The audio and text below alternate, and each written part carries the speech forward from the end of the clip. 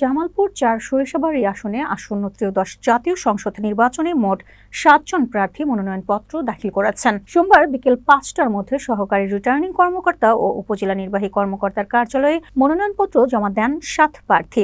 দলীয় প্রার্থীদের মধ্যে রয়েছে বিএনপি থেকে জামালপুর জেলা বিএনপির সভাপতি ফরিদুল কবির তালুকদার শামীম, বাংলাদেশ জামায়াত ইসলামী থেকে আব্দুল আউয়াল, বাংলাদেশ কমিউনিস্ট পার্টি থেকে মাহবুব আলম জুয়েল, নাগরিক ঐক্য পার্টি থেকে মোহাম্মদ কবির হাসান, ইসলামী আন্দোলন বাংলাদেশ থেকে মোহাম্মদ আলী আকবর, জাতীয় পার্টি থেকে বীর মুক্তিযোদ্ধা আব্দুল কালাম আজাদ এবং স্বতন্ত্র প্রার্থী মেহেরজান আরা তালুকদার। সহকারী রিটার্নিং কর্মকর্তা ও উপজেলা নির্বাহী কর্মকর্তা তাসলিমুজ্জামান জানান, বিকেল ৫টার মধ্যে মোট ৭ জন প্রার্থী মনোনয়ন জমা দিয়েছেন। মনোনয়নপত্র জমাদানের পর প্রার্থীরা ভোটারদের কাছে নির্বাচনী প্রচারণা শুরু করবেন। স্থানীয় প্রশাসন নিশ্চিত করেছে মনোনয়নপত্র গ্রহণের পুরো প্রক্রিয়া শান্তিপূর্ণ ও স্বচ্ছভাবে সম্পন্ন করা হয়েছে।